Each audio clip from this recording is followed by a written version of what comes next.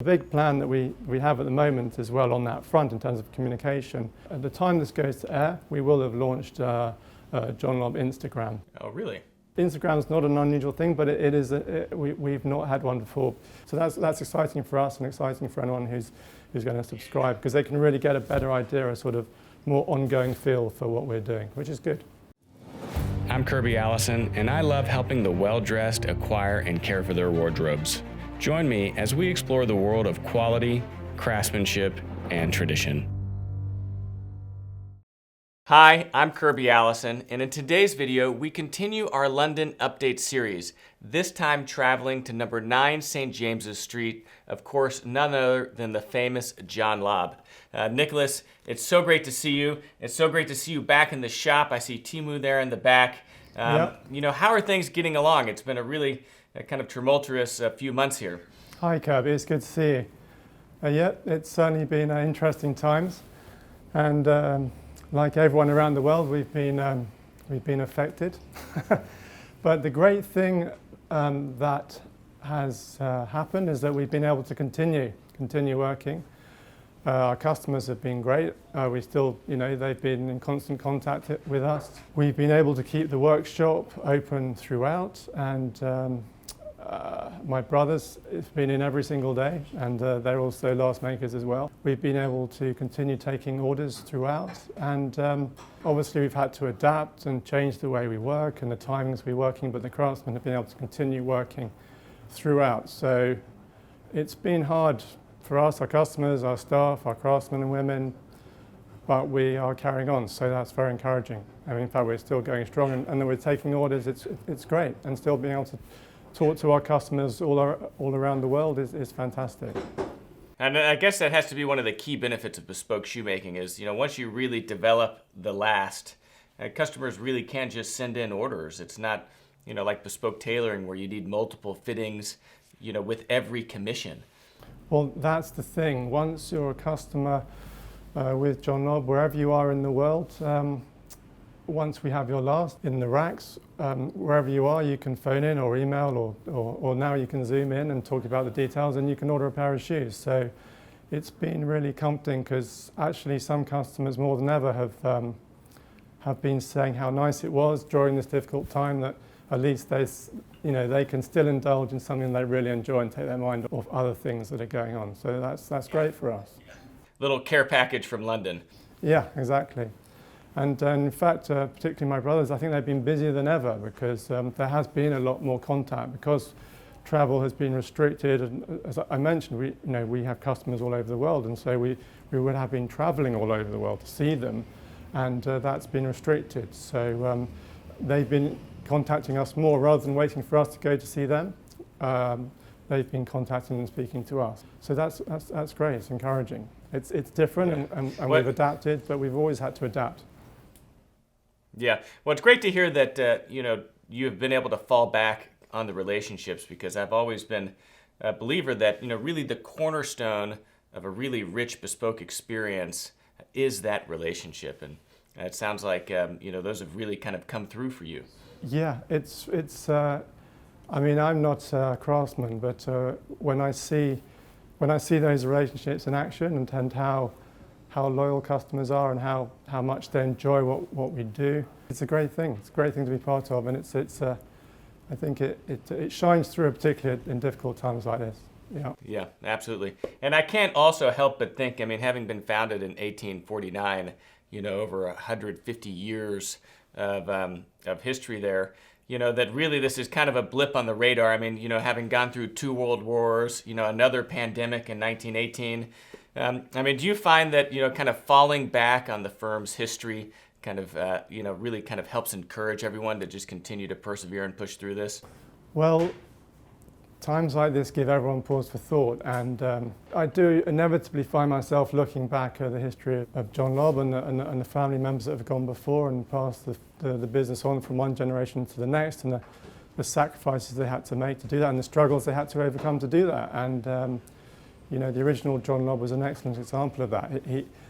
I mean, a lot of people know the story, but it's worth remembering that he was a very poor man to start with, but then he had the added disadvantage that he He had an accident when he was young, so he couldn't become a farmer as his parents were. So he trained to be a shoemaker, and he limped all the way to London. But even then, when the best shoemakers chucked him out, he thought, well, no, I'm going to go to Australia, and that's where he started a business making boots for the prospectors. So it is at times like this where you think about that and you think he had challenges to overcome, and he did, and they were not minor challenges. And I was looking at the John Lobb archive only recently and reading letters from my uncle to my great uncle to customers all over the world to say, even though that our shop has been bombed for the 4th time this week, or at least the windows have been damaged by bomb damage,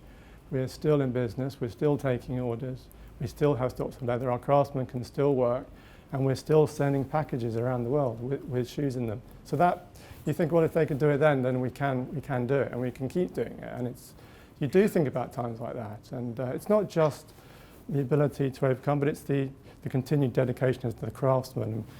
And that's, my father he started in '63, and he's a chairman and managing director now, and he's shown more dedication to the many people, and that's a great example, not just him but all the craftsmen, and they have been working throughout. It is inspiring for me, for sure. Well, it certainly puts it into perspective, I think, and kind of gives reason for, just encouragement that, we've all, throughout history, especially a firm, as long or as old as John Lobb, have been through many challenges, and this is just one of many that the firm will, persevere through and really succeed through.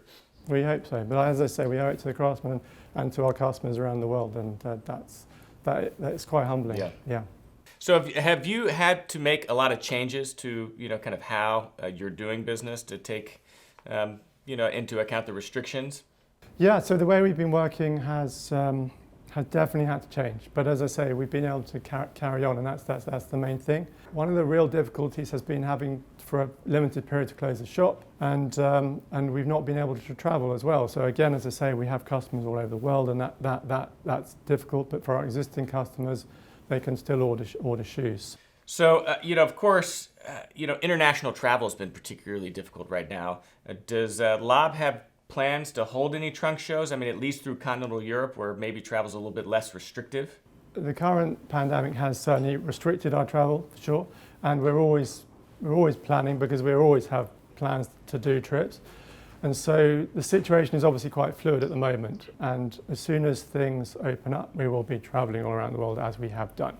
America, Far East, Hong Kong, Japan, etc. But if people want details of our trips, they just need to contact us, because we will be letting customers know and prospective customers know, potential customers, when trips are planned.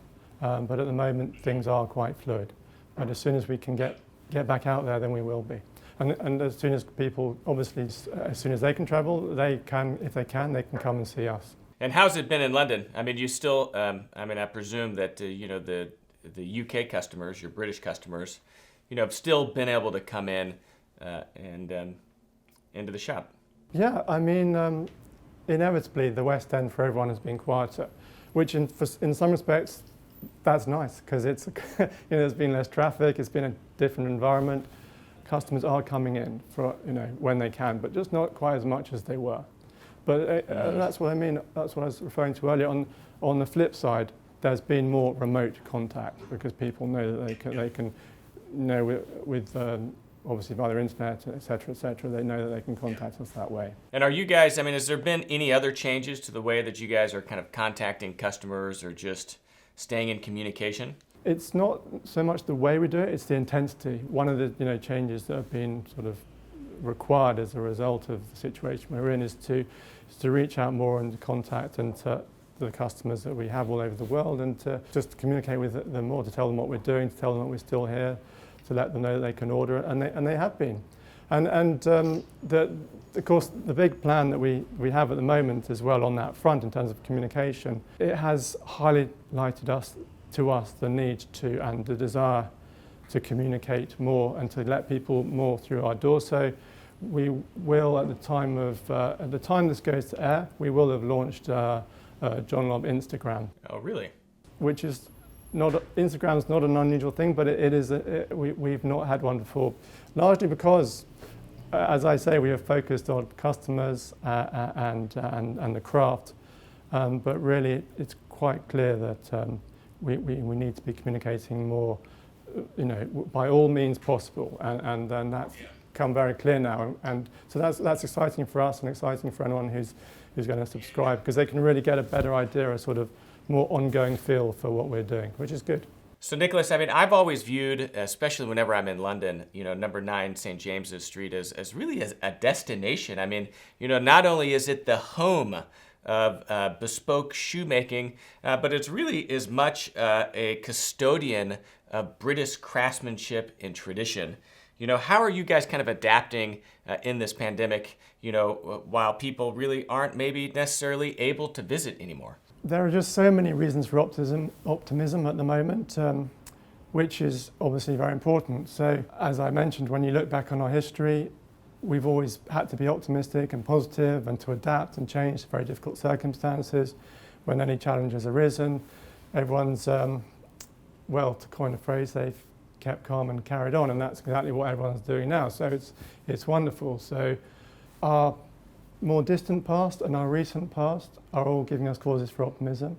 Although things are a little bit uncertain at the moment with regards to the pandemic, things have opened up. So we're also optimistic that when this comes to an end, we will pick up our trips and see customers as we have always done, serving our customers all over the world, and that's also another cause for optimism. So it's good. We remain very positive, and we work with people and customers who enable us to do that. And so that's great. And the Instagram account, I mean, how exciting for that to really kind of also be launched during these times. If you like, that's an expression of the optimism we feel. We are going forward and onwards and upwards, and it's exciting. That's all very exciting. Yeah. Well, it's all very exciting. So, it's funny. I mean, we've had an opportunity to, in this London Update series, to really travel around and meet with a lot of people. I mean, bespoke tailors, Anderson and Shepherd, Henry Poole. And it's been interesting to hear how, the extraordinary circumstances, of the times have really not forced, but allowed for certain innovations. And so, some of the bespoke suit makers we spoke with, we're talking about Zoom fittings. And, 3 or 4 years ago, you never would have thought that possible. But it seems like in some ways the coronavirus or COVID has really kind of catapulted some of these firms into the 21st century in a way that it'll be interesting to see in the long term, how it enhances their businesses. And I think you mentioned something there that's we have in common with firms like Henry Poole. We don't just repeat the things we've done in the past just for the sake of it. It's because they're valuable and they're worth maintaining, and people love them. In fact, more and more these days. But at the same time, we cater to individuals' tastes, which also is something that people can't get nowadays. I think that's the way we look at it. It's not about just repeating things for the sake of it. It's because they're valuable and people love them. I mean, I was only watching yesterday on, this is a bit of a plug, but BBC4 are rerunning a video that had been, a program that had been made about us, and one of the craftswomen, she just said how, it's challenging, but when she gets it right, it's a joy. And it's just that moment. That's what it's all about. That's why we've been doing it since 1849. That's why customers from all over come to see us, and that's why we carry on. And that's very of the moment. That's very important. And the relationships. I mean, I think, again, the coronavirus has, really, I think, revealed, just how important meaningful relationships are. And again, whenever I look at, a relationship with a bespoke shoemaker or a bespoke suit maker, being able to have that kind of relationship to fall back on, having someone that you can ring up in London to kind of check in on and, hear how, things are going across the pond. I mean, I think that, that'll be certainly something that I appreciate even more now.